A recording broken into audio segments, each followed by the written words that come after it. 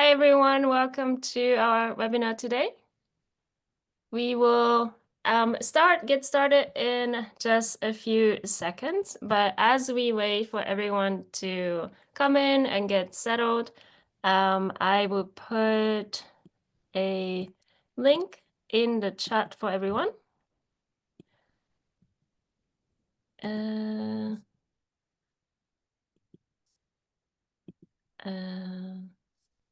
Okay, do we have this? I don't know if we have the function too. I don't know if everyone can see it.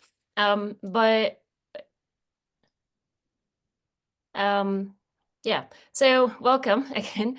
So this is the WeNaTour webinar series number 3. Today we are focusing on cultural sustainability for tourism destinations.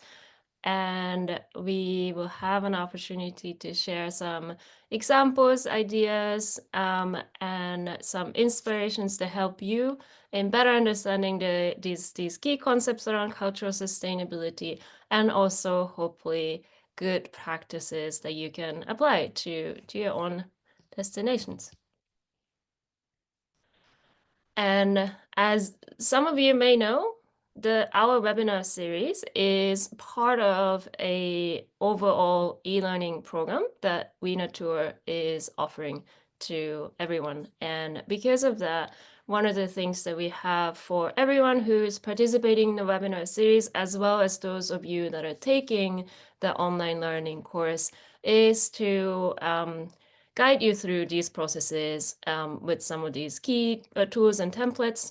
So the templates that I would put in the chat also, again, is to really help you go through the lessons that we're sharing today in thinking about the ways that maybe you can also take some of these ideas and apply to your own practices. So please feel free to use that as part of your own learning. And especially for those of you who are taking the course, you will see that again on the course platform as well. So I will start by introducing our session today, as well as the panel that we have, as you can see.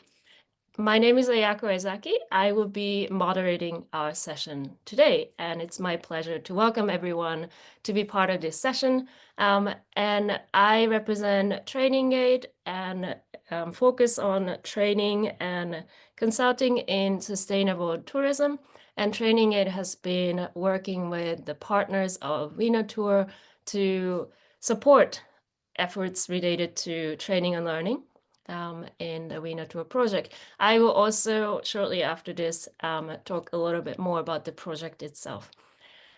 We will start today our program with our first presentation, as you can see, by Christopher Gruber, who represents the DMO, the destination organization in Nassfeld, Lesachtal, Weißensee. This is in the Austrian state of Carinthia.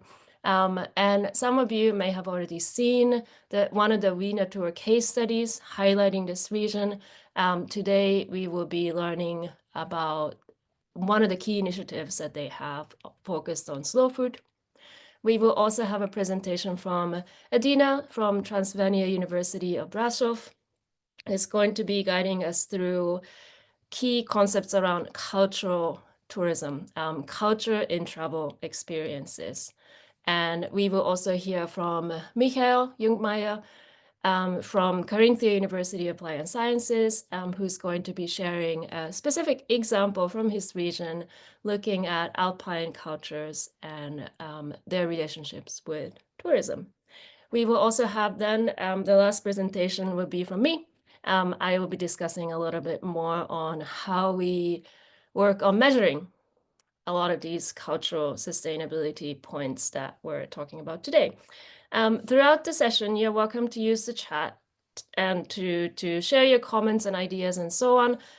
Please use the Q&A if you would like to ask questions. And depending on the time that we have during the live session, we will try and cover some of the questions that come up in Q&A with our speakers. We may not be able to cover all of the questions. In that case, we will also be following up on all of the questions that come up today in writing afterwards. And in addition to the follow-up responses to the Q&A questions, you'll be able to see the recordings and the links to the presentation slides on the WeNaTour website afterwards. And if you go to the website now, you can also see the recordings and the follow-up topics from the first 2 sessions on this series that we've already delivered. So to introduce the project, this is the context of what we're doing. WeNaTour focuses on sustainable destination management and building skills for those that are going to be sustainability managers for destinations in applying new innovative approaches to managing tourism through sustainability education focused on welfare, nature, and sustainable tourism. These are the project partners from across Europe. And instead of talking a lot about the project, what I would like to do is to share with you the video, the really short video that we have, which explains what our project is about. And let me find this. Have you seen it? The world is changing. Tourism is changing as it faces challenges. Locally, globally, these challenges are opportunities to innovate, to put people and nature back at the heart of a new journey. This is your time to grow new skills and let great networks flourish. WeNaTour is the European Alliance for Innovation and Sustainability Education in Welfare, Nature, and Tourism, bringing together experts from academia, research, and the tourism industry. Discover a new profession for tomorrow. Become a sustainability manager for tourism destinations. This is your path to cultivate a meaningful connection between people and nature.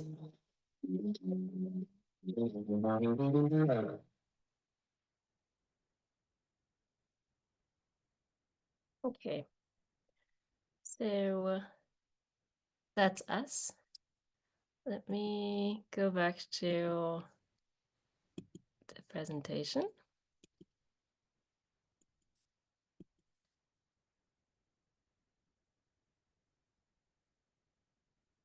And yeah, so if you are interested in learning more about the project, there are a few things that you can do. Please follow us. I will share also in the chat here. This is our LinkedIn page. For the WeNaTour project, you're welcome to follow us for updates. You will also find sign-up links, as you can see on the screen. If you're interested in being part of the e-learning program, or if you're interested in being part of the Alliance, you can find all of these on our website. And if you have any questions, you're welcome to message us through the website, as well as also through the LinkedIn page. And just really a quick reminder, again, for those of you maybe who joined a bit later, to use this at the start of this, during the session, and maybe afterwards to help guide your reflection related to what we cover and learn about today. Okay, so without further ado, at this point, I would like to hand it over to Christopher, who is going to, as mentioned, discuss this destination case study focused on slow food. Yeah, Christopher, let me stop sharing and we can switch your screen so you can start your presentation.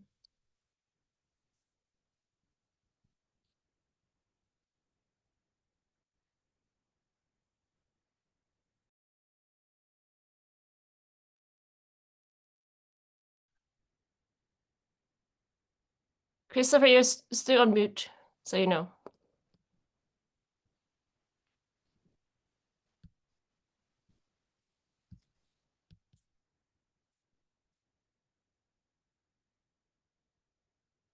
Can you go to audio and Zoom and unmute yourself?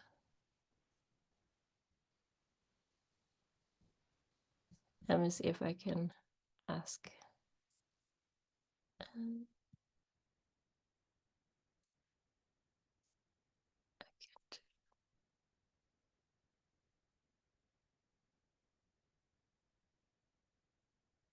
Can you, Nicola, if you're there, maybe can you? Oh, no, I think. Can we hear you, Christopher? Yes. Okay. You can hear me? Yes, perfect. Okay. Now something is wrong with the sharing. What's going on there? You were, we could see you, the presentation shortly. You Now if you go to, yes, okay? yes.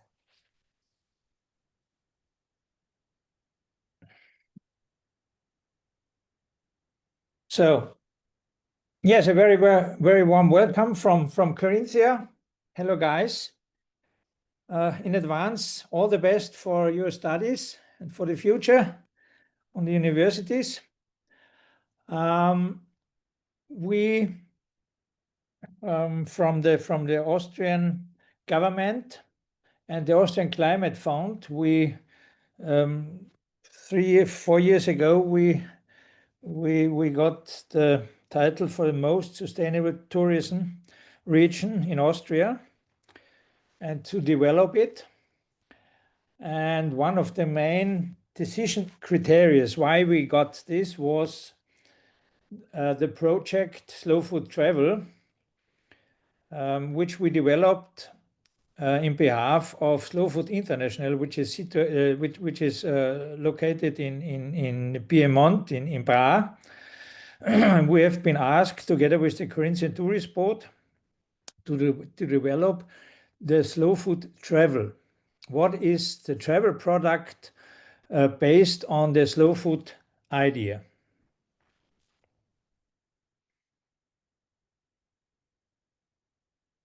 And I can't go on. What's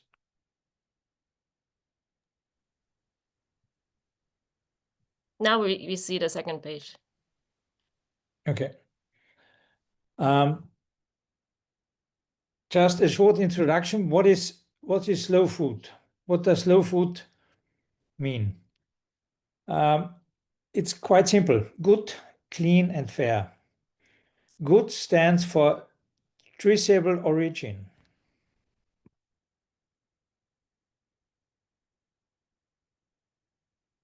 Why doesn't it work? Clean stands for sustainability and protection of the environment. The traditional food production in harmony with the environment and health, and the special attention to the resource conservation and protection of the ecosystem. And fair it stands for fair prices and appreciation between the customers and the producers. That's the simple explanation. What is slow food? And what is slow food travel? A travel product. It's a combination of food produced in the region according to the good, clean, and fair principle. It's a combination of food artisans and producers who refine food in the regions in a traditional way, mainly like mother or grandmother did it. And the experience for people who gain hands-on know-how through active participation. That's one core element of the slow food travel.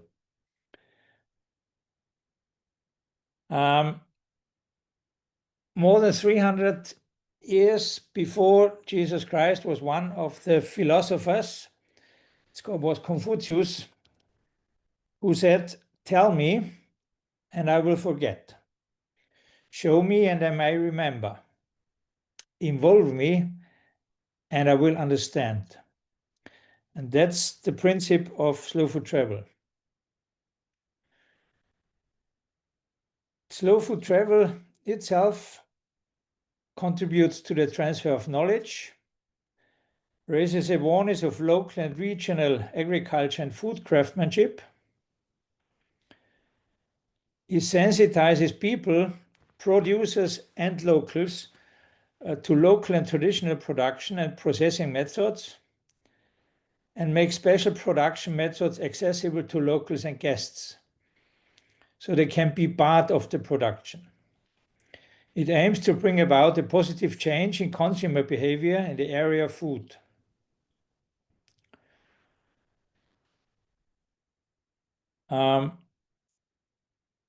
The products of slow food travel rely on people who support the slow food philosophy, and they are members of the regional slow food convivium, the food producers and food artisans who work according to the spirit of the slow food philosophy. Then the third part are the restaurateurs who prepare the foods suitable for slow food, accommodation providers, and also in our program we put in rediscovering slowness to take a pause and take a deep breath in special landscapes, because you can't always talk and learn about culinary and how to produce, but you have also get into your own mind within our splendid nature, which you can find in our region, which consists of Nassfeld, Brasov, Lesachtal Valley and Weißensee Valley, 2 lakes, and the mountains of the Carnic Alps. And we're directly on the border to Italy, to the Carnic Alps, and our neighborhood is, for example, Tavisio, Pontebba, the Valcanale in Italia, and we are working and collaborating very close with these partners. So we have also transnational products and transnational cooperations with our neighborhood in Italy. We developed the guidelines for the slow food travel, and these guidelines are now used worldwide. That what we developed is used worldwide. I show you afterwards which other regions still use it, and these are the guidelines for the food producers, what they have to fulfill, the food artisans such as bakers, breweries, butchers, for restaurants, caterings, and accommodations. And within the accommodations, we will find hotels, inns, farm holidays, a lot of varieties of accommodations for stay, for make holidays, and take part of the slow food travel experiences. 3 years ago, we developed a special educational program for sustainable, healthy food and eating culture, and it's called the Slow Food Academy, first Slow Food Academy of the Alps. Because in slow food there exists one academy. It's located in Bra, in Italy, the University of Applied Sciences near Bra. And we founded the Slow Food Academy in the Alps. What is the main reason why we founded and the vision?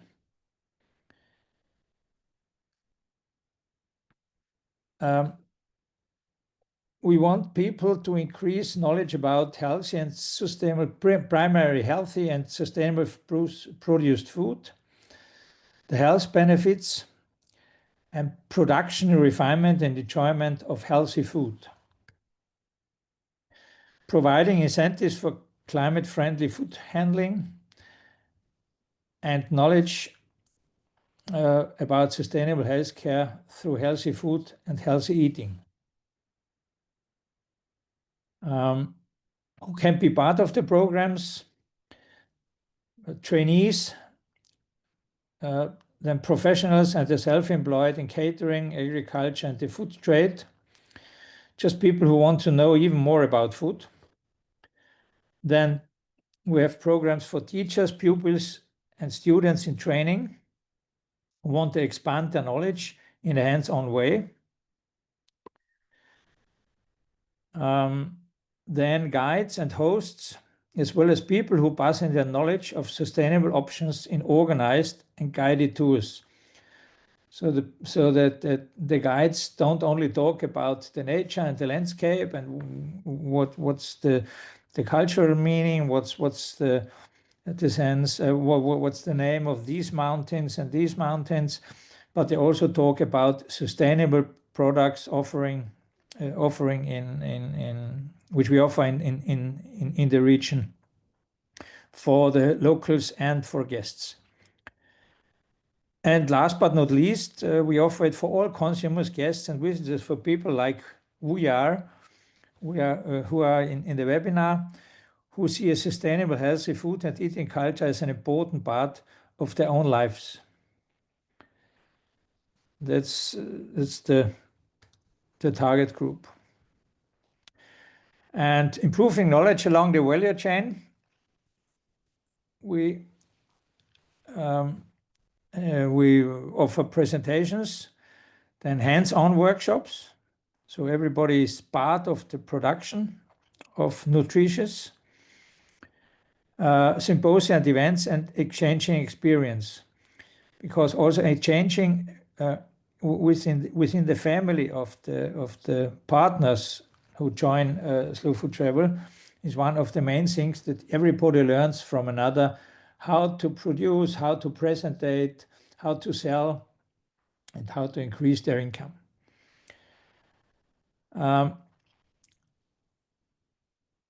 And it's also important to learn interesting facts about preventive healthcare through good food, food sovereignty, and circular economy. Some examples in our program which we will start in autumn this year. It's a symposium on sustainable cuisine without borders. The Alpine Mediterranean cuisine tradition meets innovation in the valleys of the Alpe-Adria region. We want to have a look what grandmother's kitchen had in the past in the areas of Slovenia, of Friuli, Venezia, Giulia, and in our region, and in slow food labs afterwards with famous cooks. We will have cooking, flavor and tasting labs with them, and interpret the old the foods and the nutritions of the past into the new taste of borderless Alpine Mediterranean cuisine. Another symposium will be for our food, our health, about nutrition, health, and lifestyle. And another one will be called Healthy Nutrition and Enjoyable Food, with medicines from Austria, Germany, and Southern Tyrol. Next programs will be School of Food and Food Makes School, nutrition education for children and young people inside and outside of schools, and then sensory and taste symposiums, workshops, training of food producers to improve the communication of theoretical and practical sensory knowledge and methods for taste training. Another one will be bringing a taste of old regional products to life on farms with food artisans and cooks. And development and support of micro-education programs on farms, in cooking workshops and with food artisans, to find new producers and new food products, preparing the experience programs for distribution to regional sales partners. So that's a short outline of the programs of the coming Slow Food Academy. And as I told you this before, Slow Food Travel, or our guidelines, now are the guidelines for the whole world. We will find it in Biella Mountains in Italy, and in the Upper Tanaro Valley, it's in the Piemonte. We have regions in Switzerland, then in our region.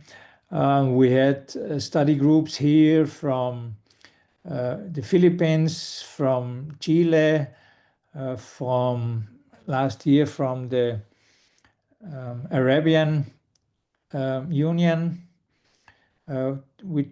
because they also want to implement slow food travel products.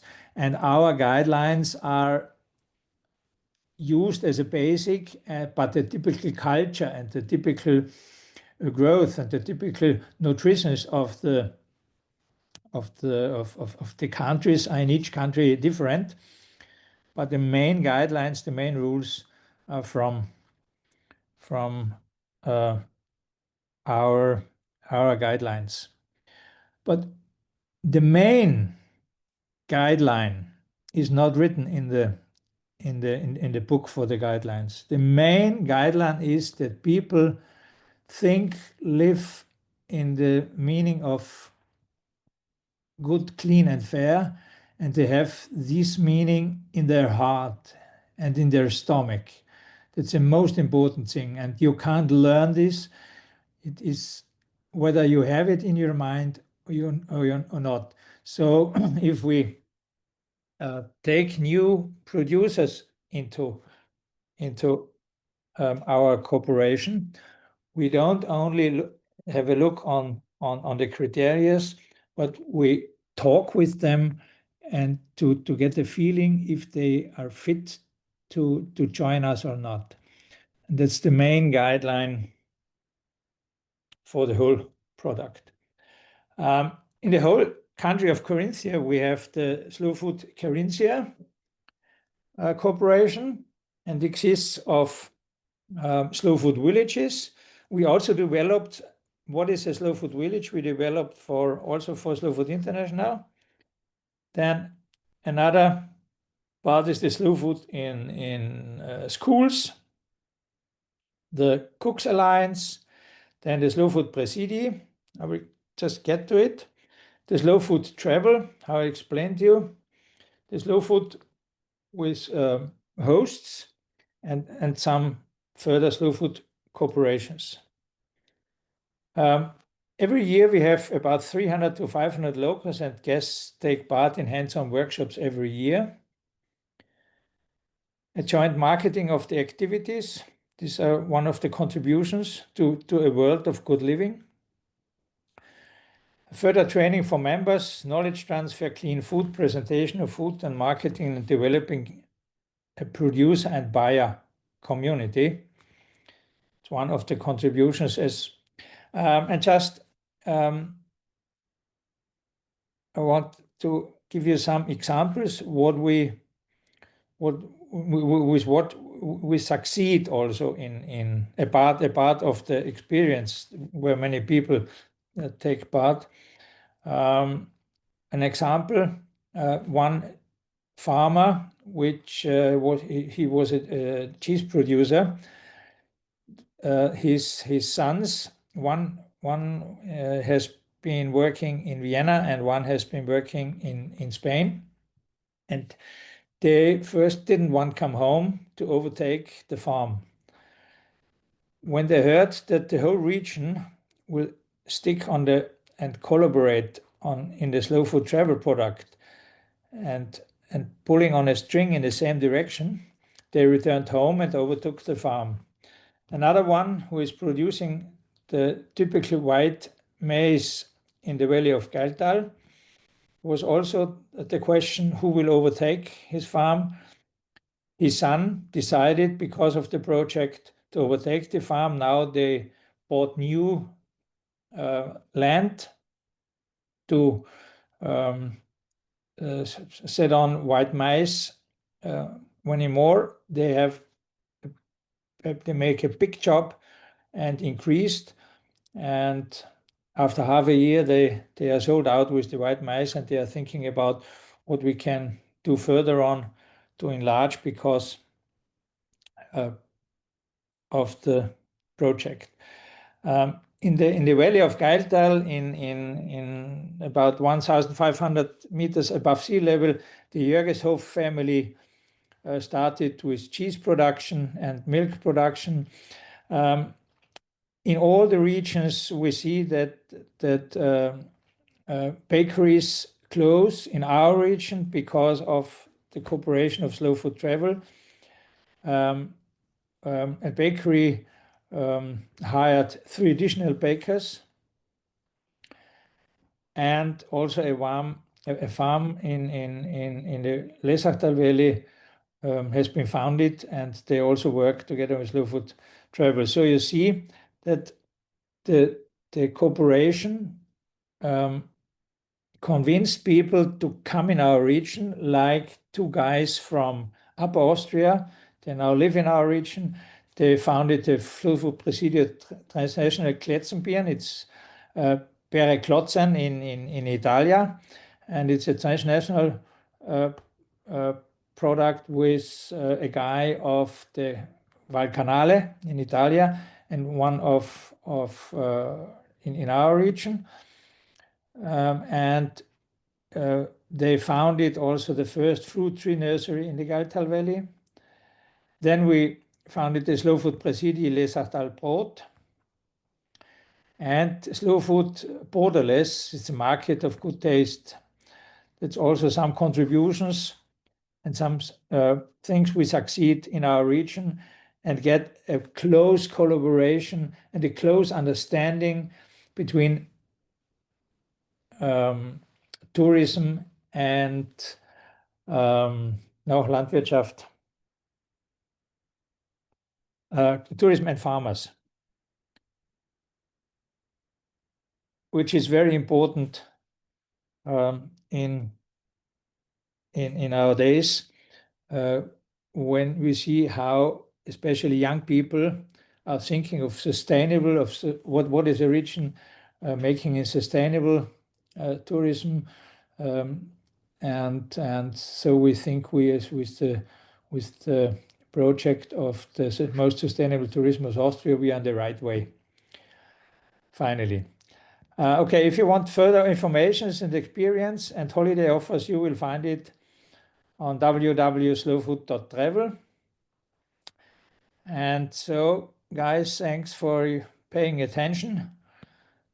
And let's go further on. If you have questions, Yes. just get back to me. Thank you. Thank you for the presentation, Christopher. If it's okay for you to address, I see 2 questions for now. I understand that afterwards you will need to go.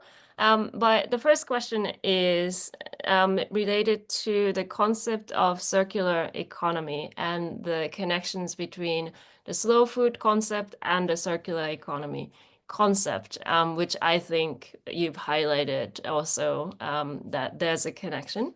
I think the question is, for a destination that's working on incorporating slow food concept, what can they do to make sure from the start that they are creating a sustainable system, incorporating also the circular economy approaches to their work on slow food travel? Just once more, I can get the question. Well, I think so. Is there a connection between those 2? Which I think the answer is yes. Yeah, slow food and circular economy. Yes, of course. One of the topics that you've highlighted. The circular economy in the region, it's one of the core things in the project. And in what ways do slow food travel programs incorporate circular economy approaches? the main core is that the products which will produced and which are have been shown and also being accessible in Slow Food Experience is that the products, they grow in the region, they will be produced in the region, there will very short transportation ways, and they are used in restaurants, they're used in the hotels, and that's the main core. And we have behind it, we have a quality system, which is also a controlling system made by Genussland Kärnten. It's partner of us who makes the quality controllings, where the restaurants, for example, where they buy their goods, how they prepare it, and how they explain it and put it on the table. And it's not possible to be a part if you have transportation ways about 200 or 100 kilometers. It's 0 kilometer menu is also offered in some of the restaurants. So it's a very close and very effective part of the circular economy. Thank you. So another question, which I think this is really more about where things are with your program and your effort currently. So you mentioned 300 to 500 locals and guests participate in your workshops. Every year, yeah. Mm.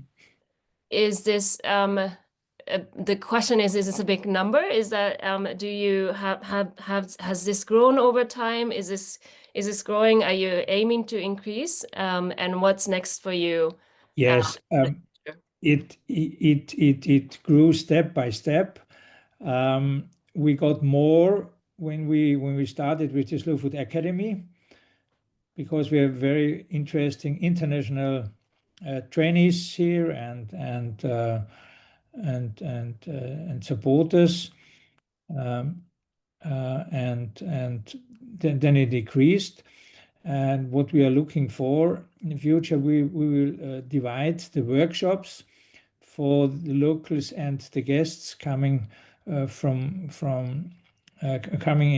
our region. We divide it in the programs where or to think about a more easy access for people who just want to get in contact with the producers, to taste the goods and to buy. And the second part will be if they don't have to use that much time. And the second part is the workshops, the experience workshops, where the guests or the locals are part of the production. And this will take 3, 4, 5 hours, or in the kitchens with the cooks, how to use the local products. And it will take more time for the participants. It will be the second part. Easy access and then the learnings. But the main core is that the locals and the guests get in contact with the producers to understand how they think, how they work, also to understand that is handwork and why it costs what it costs. Mhm. We are not part of a tourism industry. We don't work with convenience things. We just work with nature. We work by hand, and it costs. And the main thing, and we have to think, all of us have to think in the future how we can buy products from local producers, from regional producers, because they are people who take care of our landscape, to take care of the alms, because if they don't have enough income, they will stop mowing the meadows, and then all the people who just think to buy easy and cheap. In Austria we say Geiz ist geil mentality. if they are the first who are crying, oh, look how the landscape is, the landscape is ugly, it's not polished. Yes, if the producers and the farmers don't earn money, they will stop taking care of the landscape. So we have a big response for the future, not only the tourists, but also the locals and people during our life 365 days a year. Yeah, and I think that is a really good way that represents to describe the slow food. And with the slow food project, we will be a little part of this, of helping together. Excellent. Well, thank you so much, Christopher, for your presentation and for your You're welcome. contribution in this session. As you can see on the screen, everyone, I'll put the link also to the page where you can find the case study here, as you can see on WeNaTour website, for those of you who are interested in learning more. So thank you again, Christopher, for your presentation. We'll now go to... Thanks for paying attention. Thank you. For our next part, so we have 2 more presentations in this part, in this next segment. We'll start with Adina, who's going to provide an overview of really thinking about diving deeper into the idea of culture as part of travel experiences. And I will just continue, Adina, and you tell me when I should move. Yes, thank you very much, Ayako. Hello, everyone, and welcome to this interesting seminar. Today, we're going to explore how culture deeply enriches our travel experiences and why understanding and respecting local cultures is essential for meaningful travel. I am an associate professor at the University of Transilvania in Brasov, Romania, and I will try to create a framework on culture as an integral aspect of travel experiences, with some examples, of course. Ayako, could you please move to the third slide? Yes. Thank you very much. So, culture. We have all have faced this side of the world, but it's important to know that culture goes beyond museums. It includes everything from the language spoken to the way people eat, speaking of my predecessor presentation, how they celebrate, how they dance, they sing, and how they interact. When we engage with culture, we don't just observe a place like in a show. We feel it, we understand it, and we also carry a piece of it home with us through photos, souvenirs, or videos, of course. In tourism, according to Richards, culture functions both as a resource and a product. And in the next minute, I will try to capture these 2 sides of the same coin. Treating culture as a tourist product can lead to the loss of meaning or authenticity, but it can also support preservation efforts through funding and visibility. So the key for destination management organizations is to find a balance, trying to leverage cultural assets in a responsible manner without degrading them through over-commercialization, which sometimes happens. When we speak of culture as a resource, if you could move Ayako to the next one, please. Thank you very much. We see it as a reservoir of elements like traditions, art forms, heritage sites, or even events such as festivals, from which tourist destinations can draw in order to attract and engage visitors. This side of culture as a tourist resource has certain characteristics. It needs to have authenticity and uniqueness because cultural traits make a destination distinct and memorable to its visitors. Also, it has an intrinsic worth for the local community. And some cultural elements, such as religious, sacred rituals, or indigenous knowledge, are very delicate. And if they are overexploited, they can degrade. I prepared an example on the next slide regarding culture as a resource from my home country and region in Transylvania. A medieval town or village's architecture and religious festivals, for example, are cultural resources that can be used and also curated for tourism, even though they were not originally created for this purpose. In this way, regardless of its touristic appeal, culture has its own worth to the local community. Moving on to the next slide, we also have to understand culture as a product which can be used in tourist destinations. When it is organized, packaged, marketed, and sold to tourists, then it becomes a tourist product, a consumable experiences which should be tailored, adapted to visitor expectations, depending on their country of origins, on their group, and other characteristics. I also prepared an example for culture as a product on the next slide of a traditional dance performed on request for tourists, for example, at their hotel or restaurant, which becomes a product, a tourist product, but it is repurposed from its original context to meet tourist demands.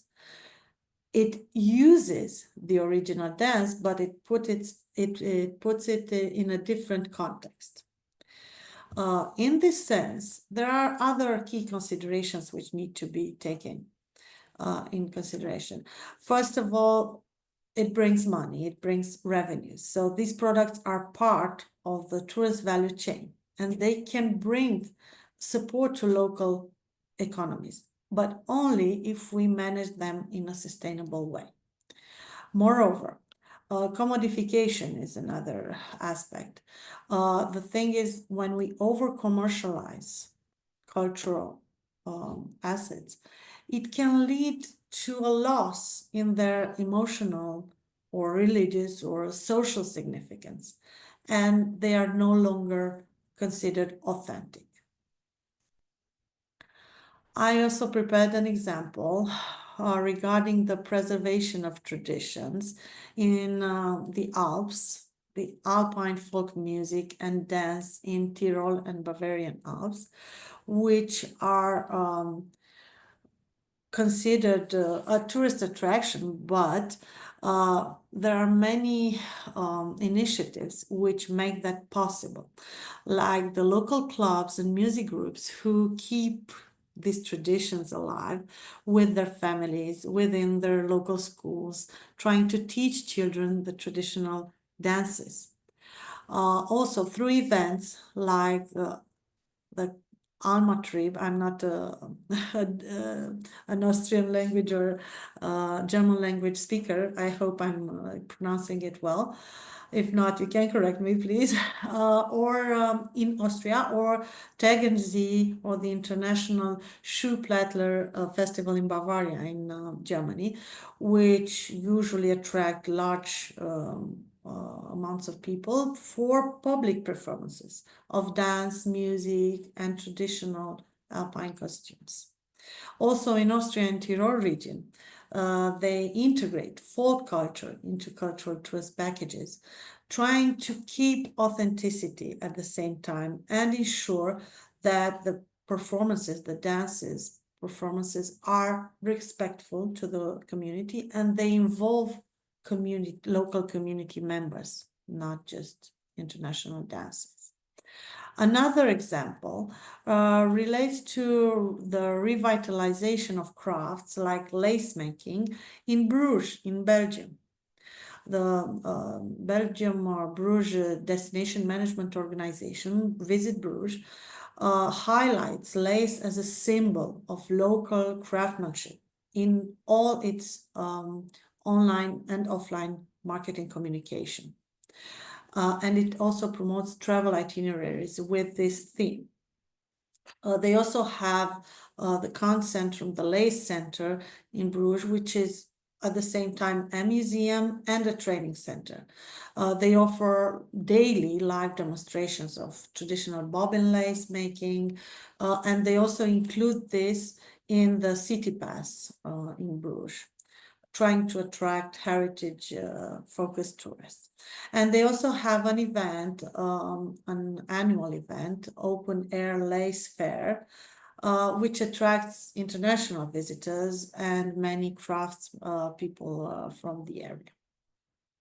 Another example is the funding of heritage sites like the Colosseum restoration in Italy.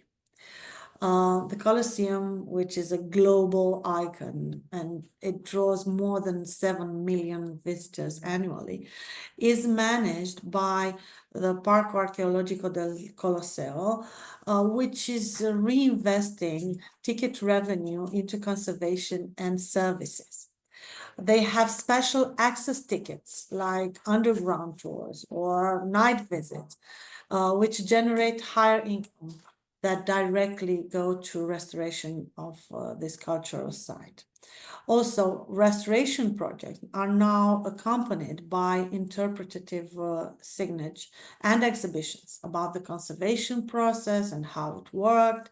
And they're trying to build this awareness on heritage stewardship and trying to turn visitors into allies for the conservation of this cultural asset. When we talk about culture in tourism, we are really talking about two sides of the same coin. The things that we can see and touch, like historic buildings, museums, and landscape, but also the things that we experience, like local music, food, tradition, and stories. So these are known as tangible and intangible culture, and they both play a role in shaping how travelers connect to a specific place.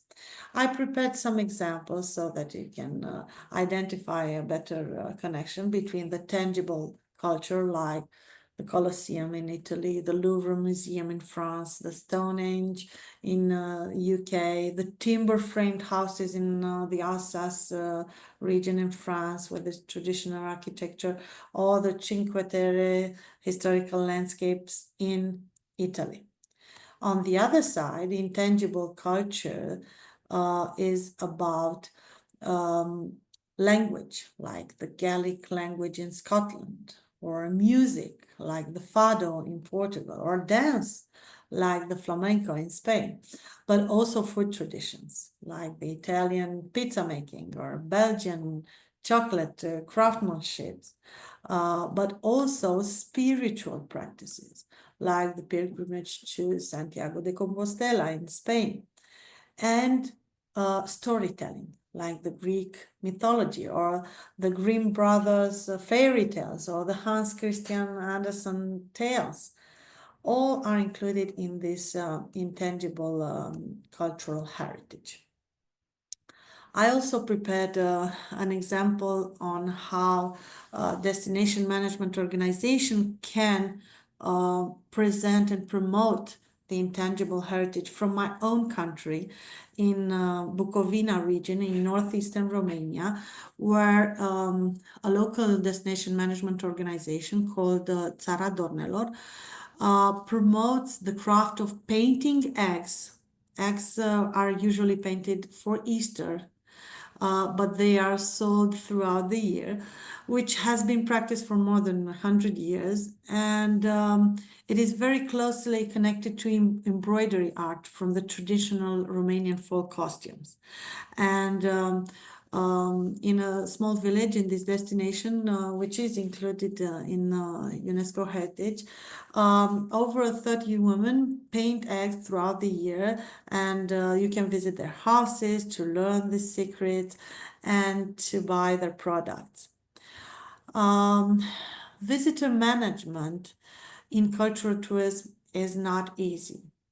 Cultural tourism plays a vital role in global economies, and it fosters cross-cultural understanding, but visitor management is essential to ensure that tourism doesn't undermine the integrity of local cultures or damage the environment. So it brings economic benefits, but it can also strain local economies and cultural integrity. So the main challenges refer to overcrowding, commercialization, and cultural erosion, as well as loss of authenticity, displacement, and loss of sense of place. And I put a photo with a pharaoh, which statue, which was included in an Egyptian-themed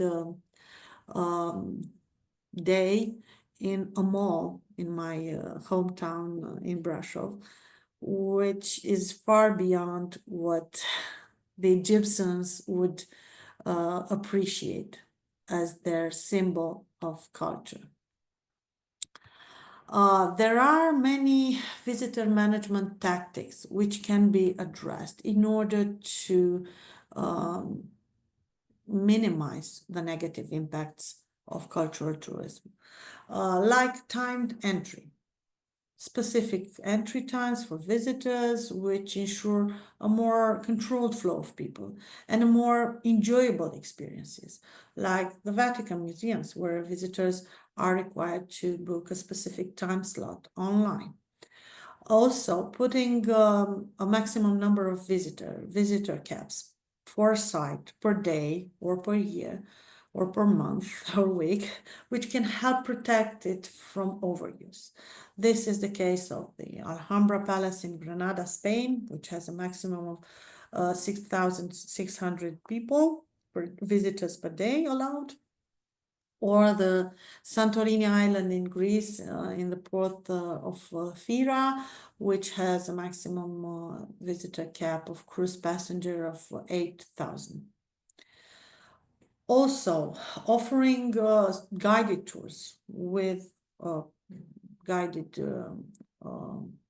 personnel can ensure that big groups are not dispersed in a way that can harm the cultural site or even overwhelm local resources.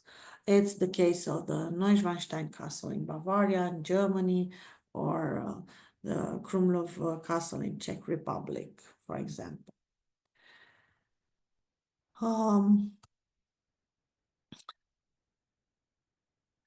Regarding community involvement and preserving identity, we should know that if we make an effective tourist management, it involves the empowerment of local communities to shape their experiences and conserve their cultural heritage with respect to their values and authenticity.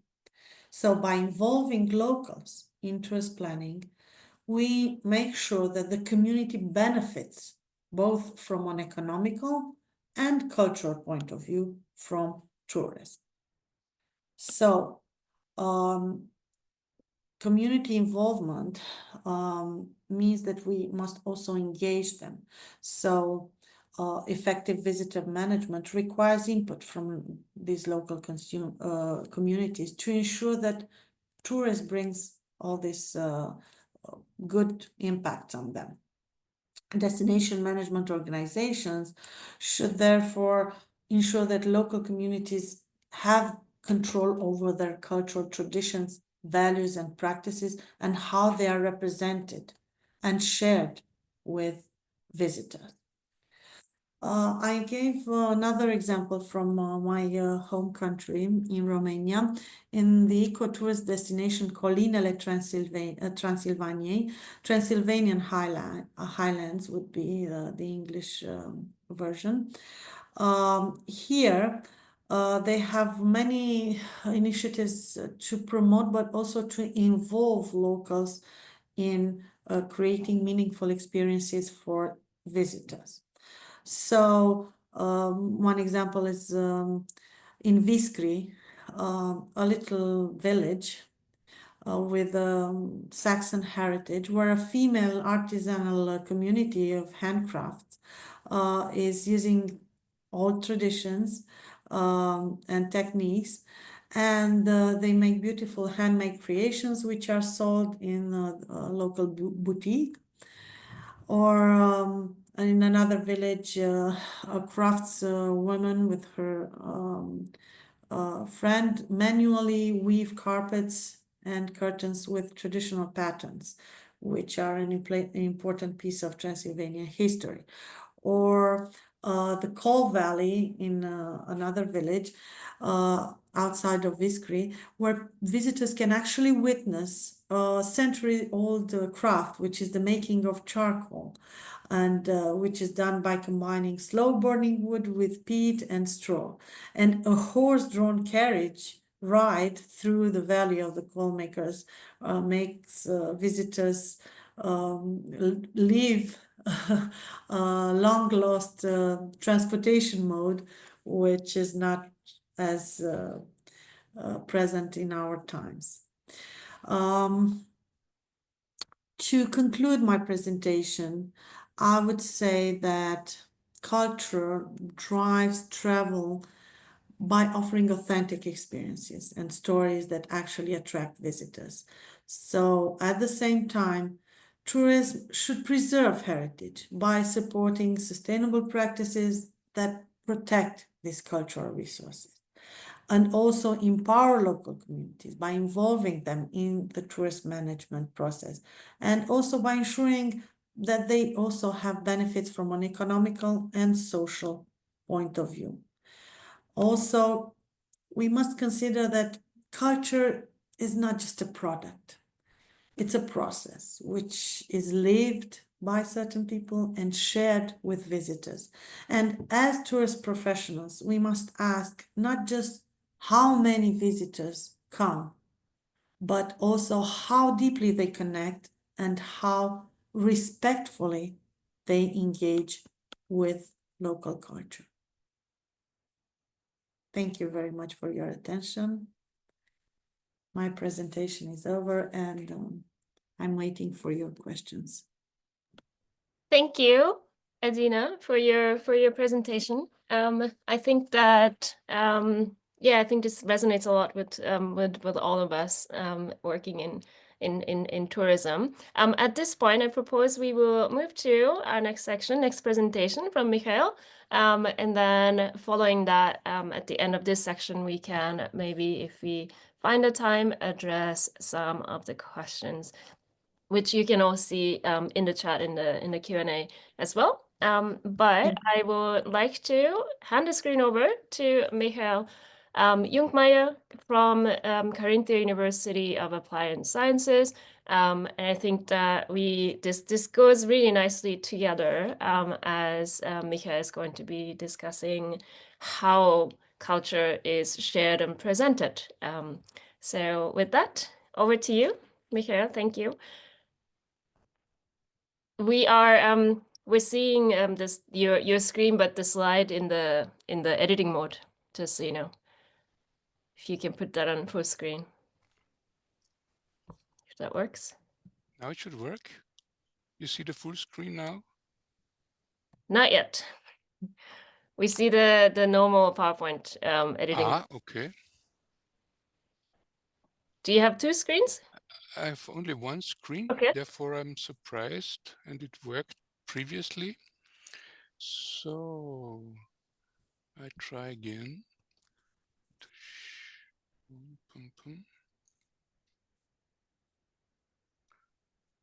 Take this one.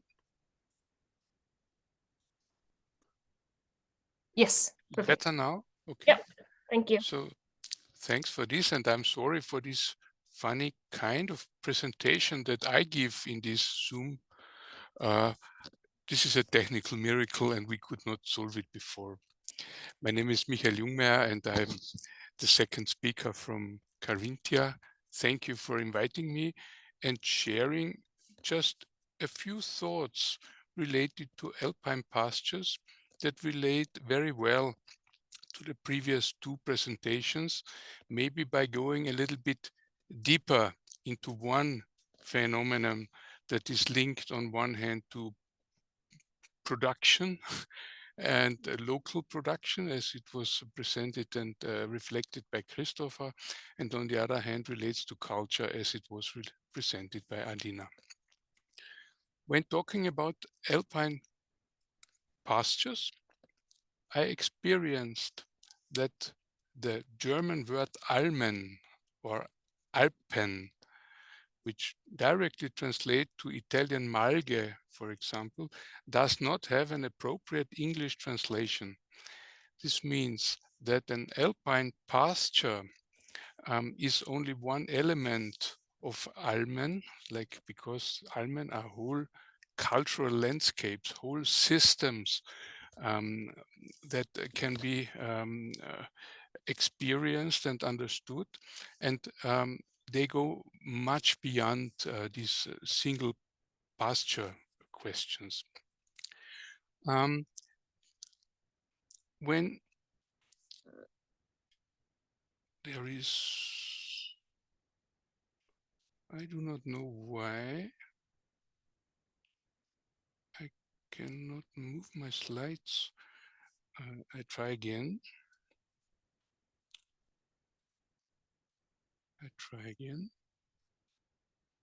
You see now the presentation mode again? Now it's back to the edit mode somehow. To the edit, I don't have an explanation for that. If it's okay for you, I would continue with this mode then to make it just more effective what I'm doing. I'll try once again to share.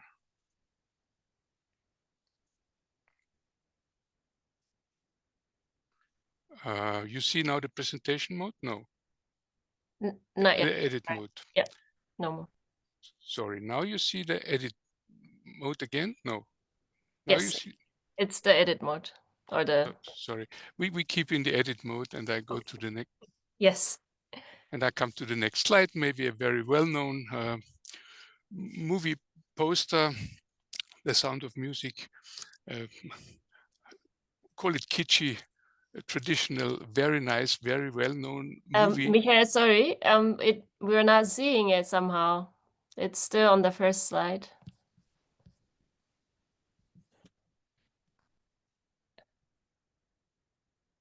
I cannot understand this at all. Should I share maybe? Maybe this would be the better version. It's only a few slides and we lose too much of the time. I'm sorry for that. We tested it before. Well, technology, it happens. Oh, that looks so beautiful now. Thank you very much for sharing. And I come back to this movie poster, The Sound of Music, a well-known musical where Julie Andrews is like the famous singer. And when you look into this movie a little bit like behind the scenes, then it's one of hundreds of movies, one of hundreds of posters and presentation where alpine landscapes are like presented and used mainly as a stage for different activity, also for tourist activities. And what we see here is like a traditional cultural landscape, as it is iconic and emblematic for many regions of the alpine areas, at least where you have these pastures with some cows and some huts in front, and where you have the wilderness areas and the high mountains like in the back front of the picture. When we come to the next slide, thank you very much. This is recent photographs from different alpine pastures, from different Alps, and you see the specific elements.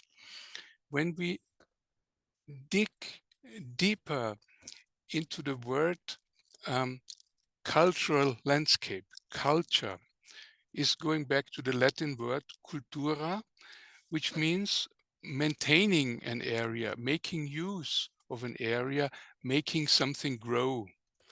And this is the original meaning of cultura, that you maintain something.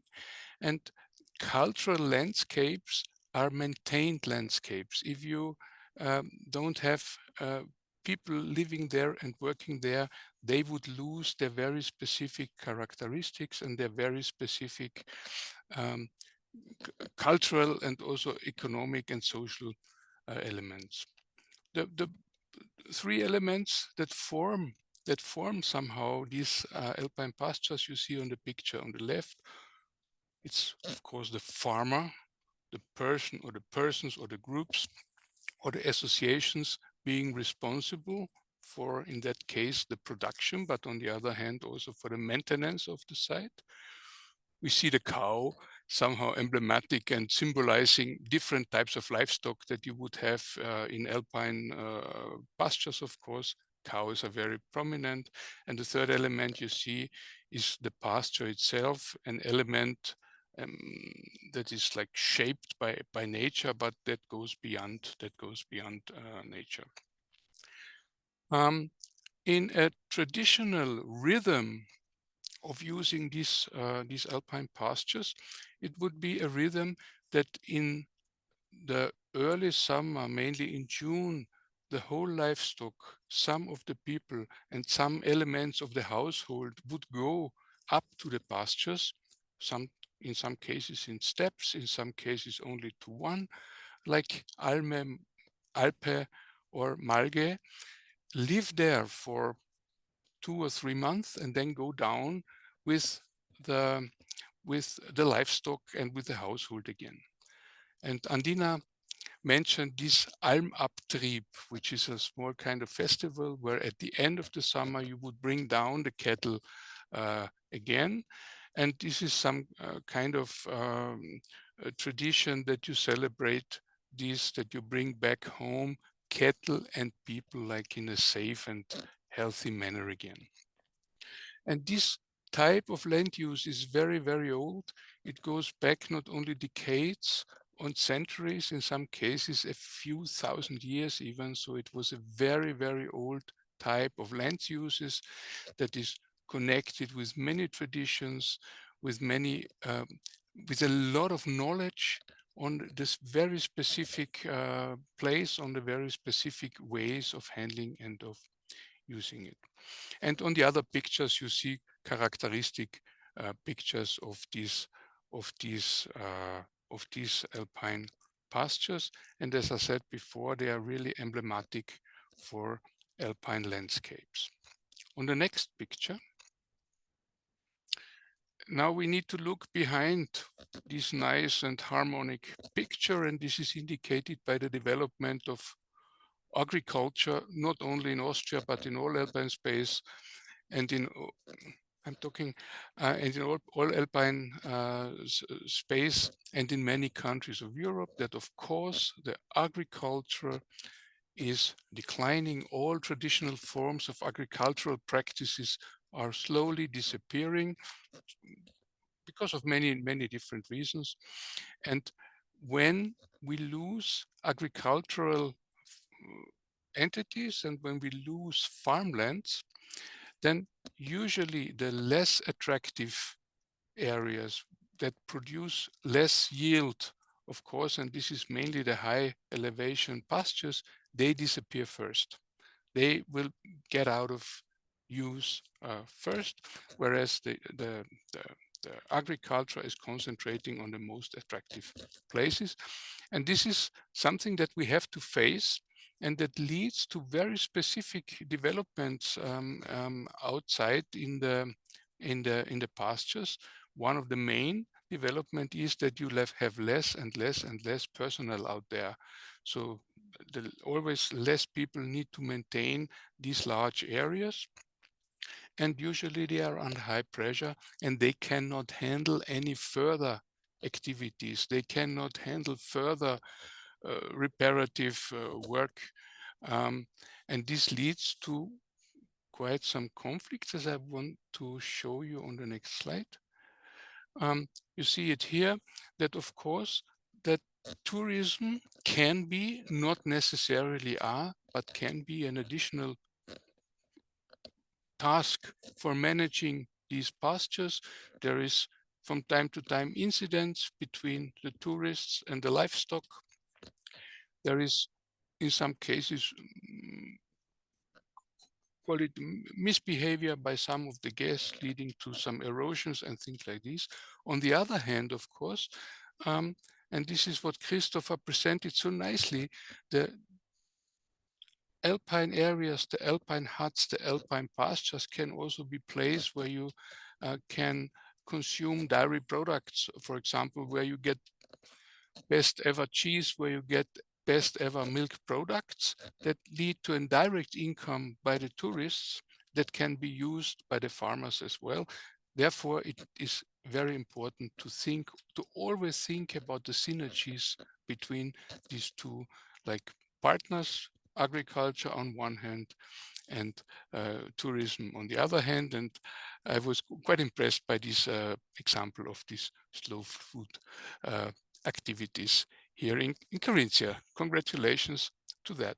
On the next slide, I'm already trying to summarize what I said in a written form.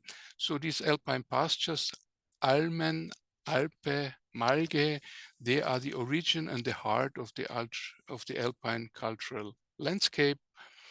They represent a very traditional and a very old way of life, which is called transhumant. That means that a part of the year you stay up there in the mountains and the other part you stay down in the villages. So it's a way of life between nomadism and settlement. I already mentioned that the word Almen goes beyond the pasture itself and that it describes the entire landscape, including the grazing systems, the infrastructure, and also the tangible and intangible cultural heritage, such as the toponyms or the governance structures and many other things like the songs and the dances and so on.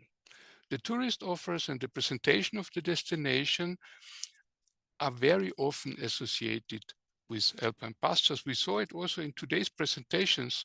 There was always in the background, there was some kind of alpine pastures. So the interaction between tourism and alpine farming should permanently be improved. From the tourist perspective, alpine pastures have a significant potential, of course, mainly because they are quite safe places. So it's not so dangerous to go to alpine pastures than to go to some rocky areas.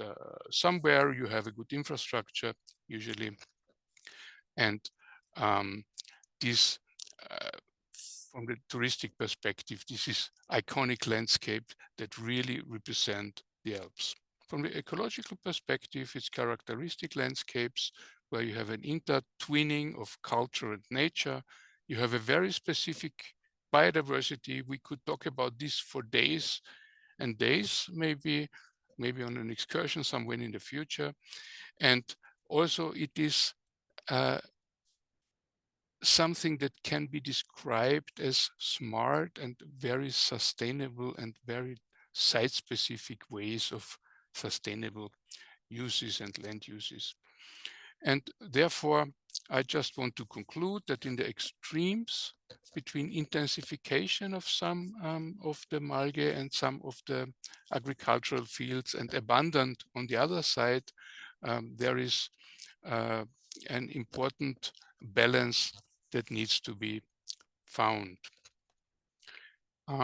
We come to the final slide that only is about the speaker, and it's like concluding somehow my presentation. Thank you very much for your interest, and I look forward to our discussions. Thank you, Michael, for sharing this really important perspective in our discussion. Before I noticed we do have a lot of questions. Depending on how much time that we have to address these, I think maybe if we Michael, also Christopher, if you are still available to stay on for a couple of questions. I saw also Adina, thank you for responding to these online. One question that I thought maybe is Can interesting. we remove the slide of Michael? Yes. So just No worries. thank you, much better. So what I wanted to see, maybe this is interesting and relevant to all of us on the panel, is I think there was a question related to the need for destinations to have smart visitor management to be sustainable, so that the benefits they're bringing through tourism, yes, those are important, but how do we make sure that we have a balance so that tourism doesn't overwhelm local culture? In related to that, what are some of the ways that that you think stakeholders, so local businesses, others who are interested and maybe have different opinions, so they want more tourists, they focus on more numbers. If there's that kind of conflict within the destination management efforts, what are some of the ways that you can bring those other stakeholders on board with the idea that we need to sustainably manage tourism, to, I guess, convince them that sustainable management is important. So it's not just about numbers, it's not just about money. It's also about supporting culture. Yeah, I throw this to the whole panel. Anyone who would like to address or share any examples from your own experience, welcome to do so. Yes. Christopher, go ahead. I just want to refer a little bit to Michael's presentation. We are always using the word tourism, and tourism in the global mindset is that people are going from far away, from abroad to a region, and stay there for some times. I'd like to pronounce that we have to talk about leisure time for everybody, and the responsibility to help the producers, the farmers, which are on the Almen, as we heard before. We are responsible also in our leisure time. If we just go for half a day into the nature, or a half a day to the Alps, or for one day, and we just put the finger mostly on the tourists, on the guests who are coming in the region for some days. We have to put also the finger on us, on ourselves who stay there for the whole life, and we have the responsibility to help them, to buy products to them from them, and to help them to use the Almen like they used it for 2000 years. That's our responsibility, not only this from the guests from abroad. Yeah. Thank you. Yes, Michael, go ahead. Thank you for that point. That is very, very, very important. And I wanted to add something in addition.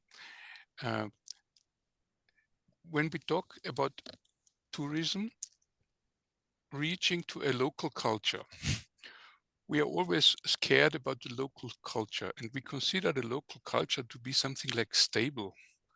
Never ever this is stable. Ever local cultures have been impacted by visitors, by guests, by people leaving the community and coming back. So never ever a local culture was isolated. in some cases now, when we talk about this so-called over-tourism, Adina called it displacement. In some cases, the local people even feel displaced and overwhelmed in some of the places. This is, for me, not a conflict of culture. It's like a conflict of management. It's bad management, and this is where the management is coming in. Yes, we need proper, smart, intelligent tools to manage the visitor flows. And this is not only like you would do in a traffic jam, come here and go there, something like this. It is like educating, it's about explaining, it's about creating possibilities for exchange. So I think this visitor management is not only like managing traffic. And a final comment, and then I shut down again, is when we look on the picture that we have in the Zoom background. Very nice picture. This is an alpine pasture that is abundant. We can easily understand and see because the open areas are below the tree line. So naturally, thank you so much. Now the picture indicates that there might even be some cattle still grazing somewhere, but on the edges, definitely you see that the shrubs are coming, that some of the ferns are coming, that some elements of succession occur. And I don't know where it is, I don't know the detail, but the landscape ecology would read this as a landscape that is of an obviously declining land use. And in some 30 years, we will have a nice forest here in this place. So thanks for sharing this picture as well. Thank you. Thank you for pointing it out. And I think from both of you, I think you brought a really important ways, perspectives of thinking about tourism and culture and the relationships between what we typically think of as hosts and guests. But I think maybe the locals are both hosts and guests at different times of the year, different times of the day, different as they interact with their own culture in different ways. So I think that's a really great point. And also from you, Michael, just now, I think in all of the discussions about culture, of course, we're looking at culture as experiences in terms of tourism and our destination management context. But it's really important that we keep in mind the culture is a living thing, that we don't put that into a box of something that we can see in a museum, not just the old things, but a living experiences. And that means that the culture is connected to the people who live in the place. And that's really at the core of what we talk about when we think of protecting and preserving culture and tourism. And I think what we're doing here is really exploring the potential for tourism to support that. And I think you've really highlighted and demonstrated through your examples how different layers that are involved in this discussion of exploring that intersection of tourism and culture. Adina, would you like to add anything to the discussion? You've been busy sharing your answers and Yeah, I think I answered all the questions. Okay. I made sure I didn't forget any, but if there's any participant who did not receive the required answer, we can still discuss, but I did my best to answer each one of them a little bit according to my vision. Of course, there's no globally accepted vision on sustainable tourist development. It's a big challenge. It's not an easy process. But what I suggested is also to embrace certification schemes for tourist products, for tourist businesses, and for destinations, such as GSTC certification and others, which are present in the online course, which has a dedicated module lecture on this. So I think that the online course will provide many other answers to all the questions which were raised in a very interesting manner. So thank you very much to all participants. Thanks, Adina, and also the written responses in the chat and maybe the remaining questions that we may have. As mentioned before, we will follow up with all of them in writing, and we will be sharing the follow-up Q&A in the text form through the WeNaTour website, where you will also be able to see the recording of this.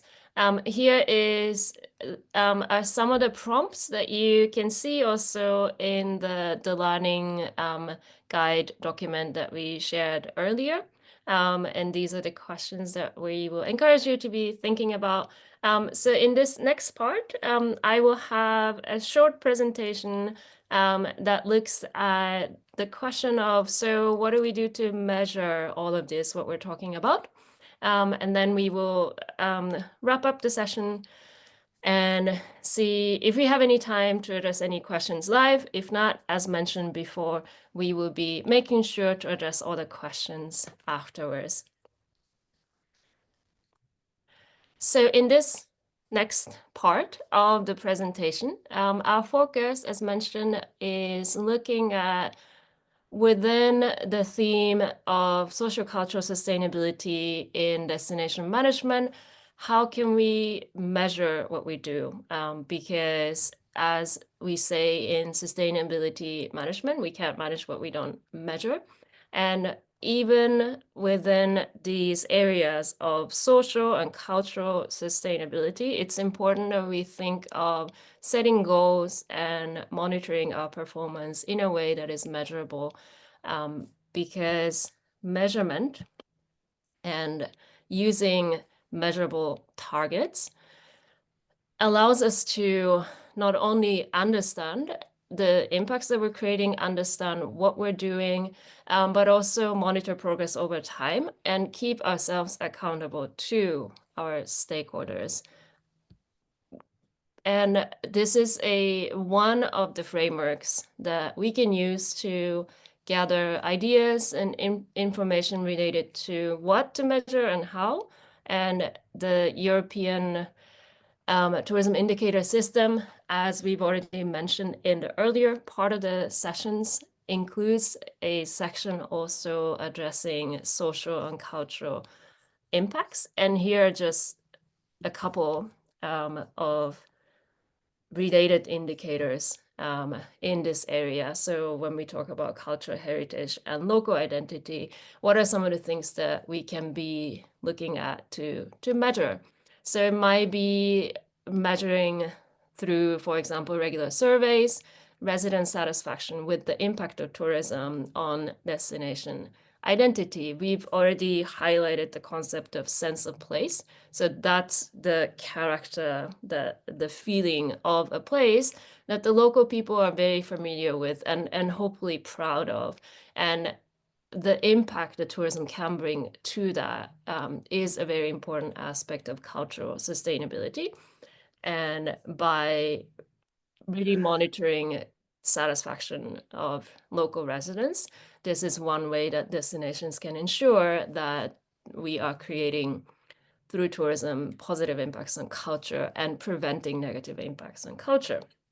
We might also look at things like the representation of tradition and heritage in local events. So there are many events, festivals, and cultural activities that are happening in the local areas.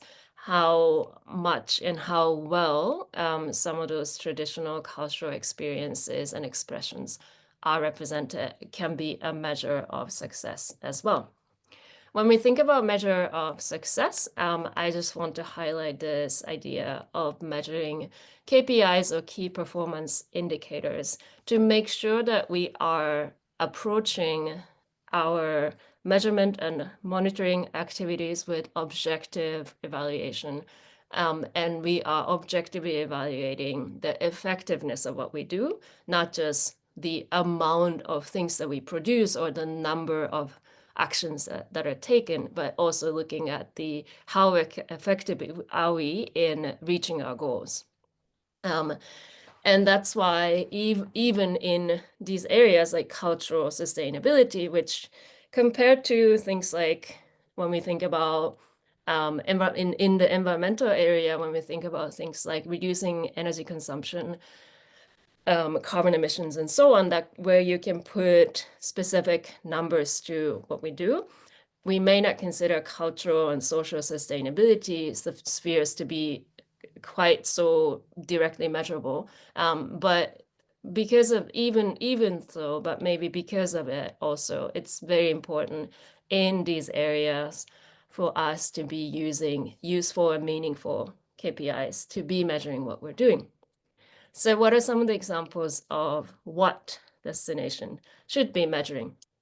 And I use reference here, again, the Global Sustainable Tourism Council and the destination standard. This is the part of the destination standard that addresses cultural sustainability. And these are some of the key areas that are addressed, or the subtopics under section C, looking at how we protect and preserve cultural heritage. What are some of the things that we're doing to make sure that we are utilizing cultural assets in a sustainable way, as well as the visitor side? So what are some of the things that we're doing to manage visitor activities in cultural sites in sustainable ways? And just as a few of the examples in this section, C1 on protection of cultural assets talks about the need to evaluate, rehabilitate, and conserve cultural assets. And for those of you who may not have used the standard, if you have not seen this yet, just to explain, when you are using the standards, there's a set of suggested performance indicators that you can use along with these specific recommendations. For example, in this case, protection of cultural assets. These are suggested sets of indicators that you can use or maybe adapt to your own local context as a way to evaluate how you're performing regarding that standard. In this case, for example, and these give you a really good idea of what are some of the ways that we can be measuring our performance using these indicators. So you could look at existing cultural assets and evaluating the vulnerability of some of the existing cultural assets. What are some of the ways that you're investing in programs, local programs, to rehabilitate or conserve those assets? And what are some of the mechanisms that you have already, or you're creating, you're investing in, to use tourism income in support of conservation of cultural assets?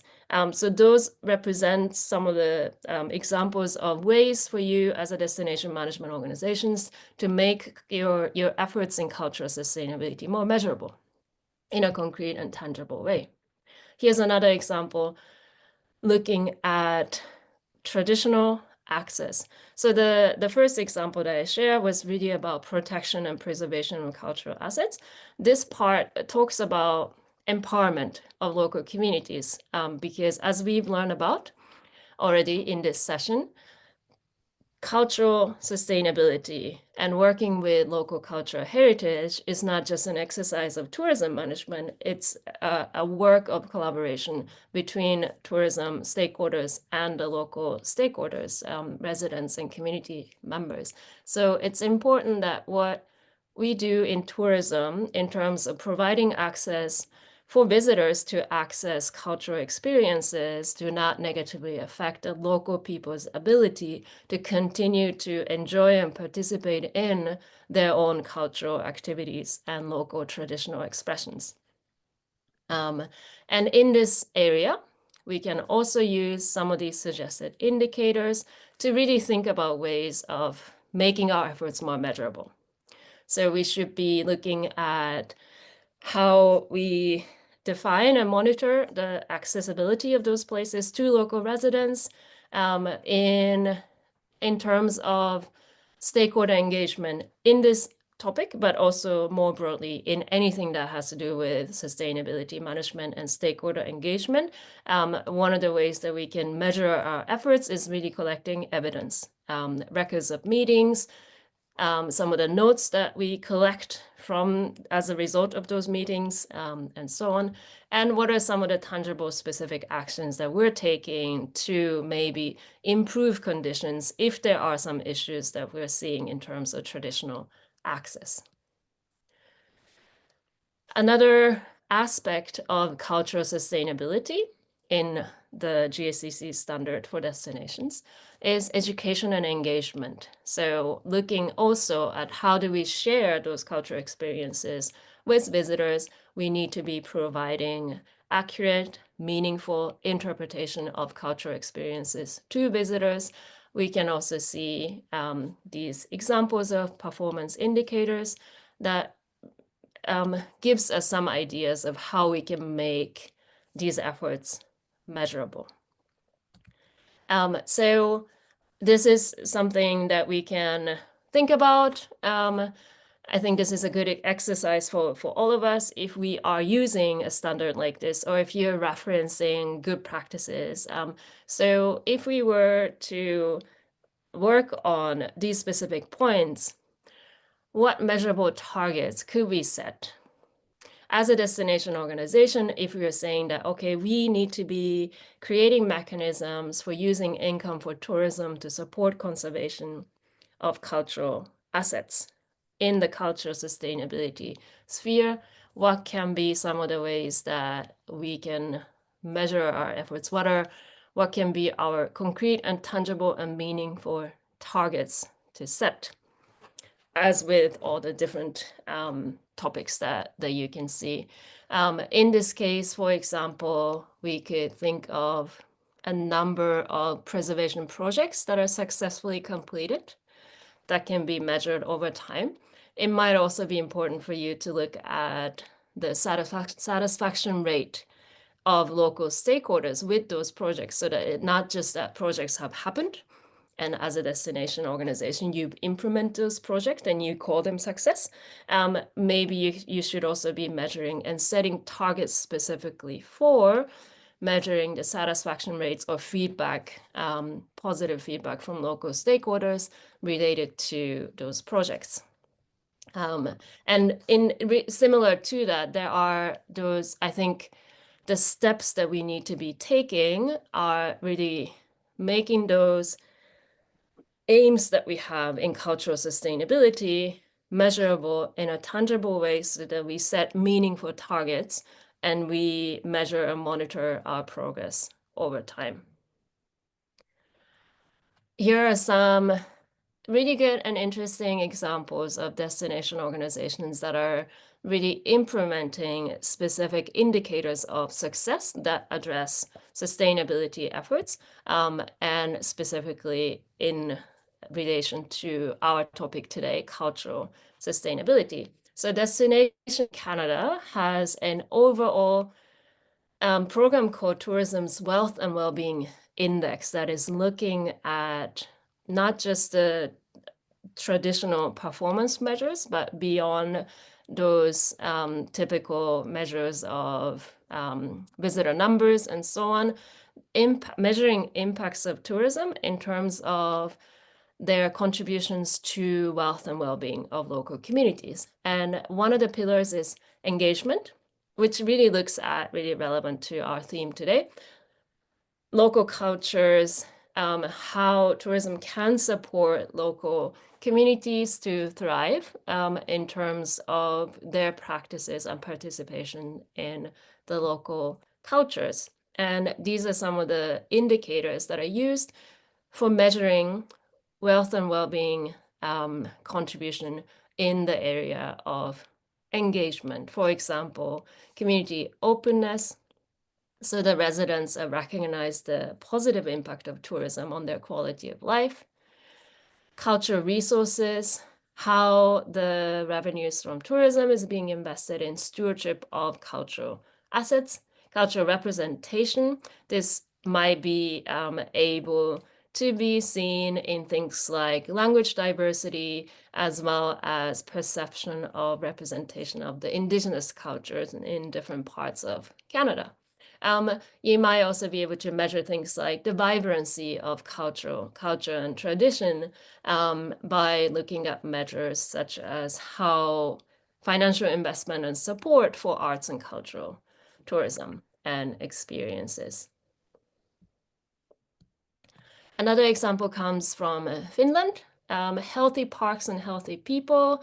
This is a program by the network of national parks in Finland that really looks at the benefits, the health benefit of spending time in parks, in the connections with nature and well-being in general. And they also have in their reports specific goals that they describe, and also the indicators they use to measure their activities and effectiveness of their programs in meeting those goals. For example, the parts of the health and well-being benefits that parks and being in parks and participating in nature activities provides should be that they are supporting diverse audiences. So not just those that are already prominent as part of the groups that they already have in parks,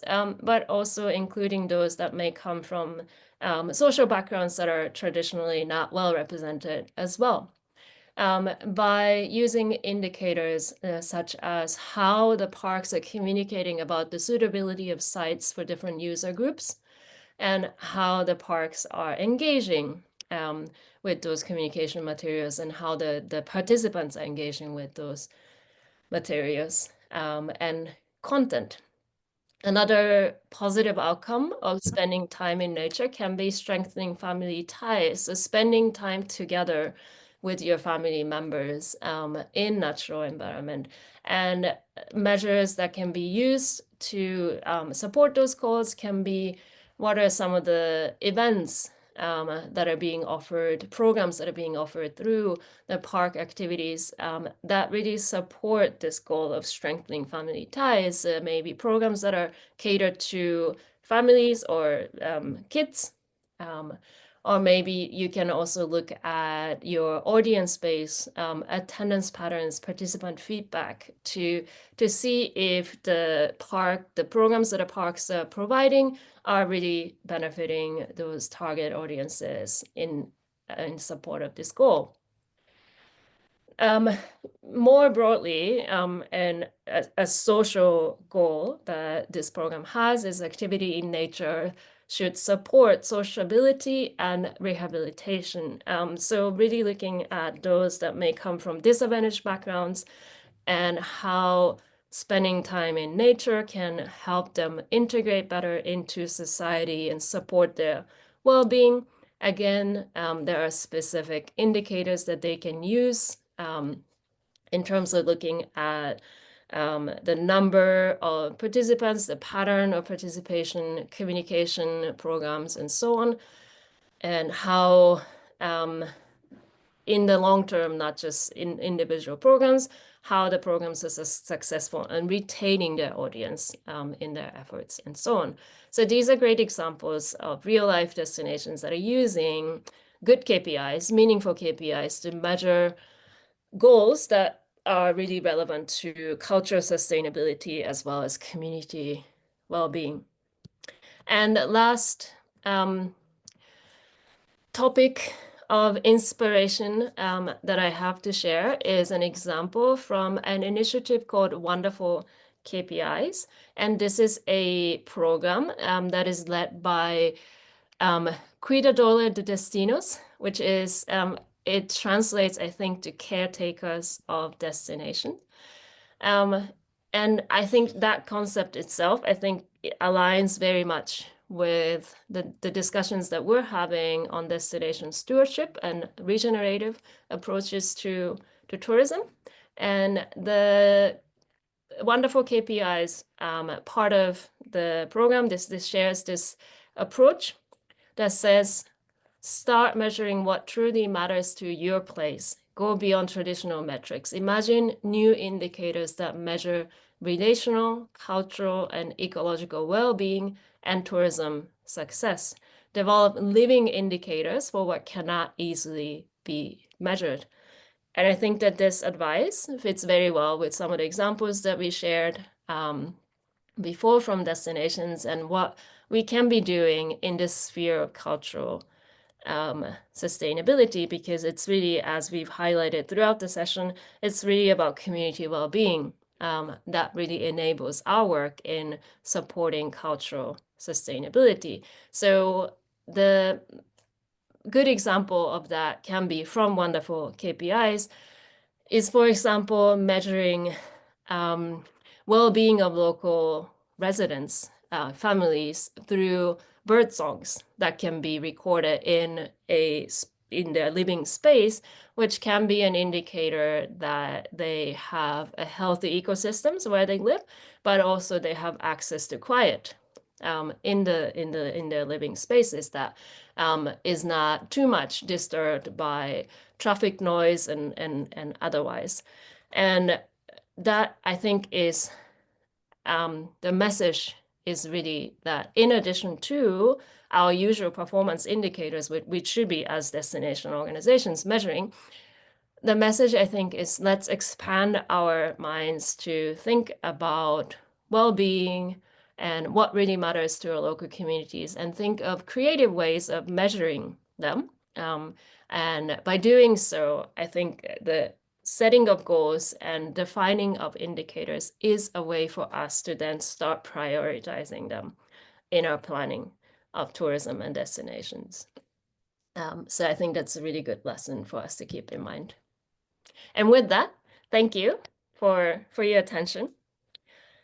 And before we wrap up our session, I have just a couple of reminders for everyone. So as mentioned, this webinar series is part of the larger online learning program that we offer through WeNaTour. And you are here at the starting part. And for those of you who have already enrolled in the course, you know that you can already start with the first part of the course. The introduction module is available. And if you haven't enrolled, you still can. With the link that you shared is on the WeNaTour website under Learn section. You can see the link, and all of the information about the whole program is also available on the website. And of course, we are part of the series. Today is number 3 of 4 webinars. So we have one more remaining in our series, and I hope this is next week on Monday. I hope you, if you haven't signed up, I hope you can and will be able to join us next week for our last session that focuses on the environmental pillar of sustainability. So that wraps up our presentation program for today. Thank you for your attention. At this point, I think we can stop the recording, and we'll stay on for a little bit to answer any remaining questions, especially for those of you who are joining the course, if you have any questions or support requests.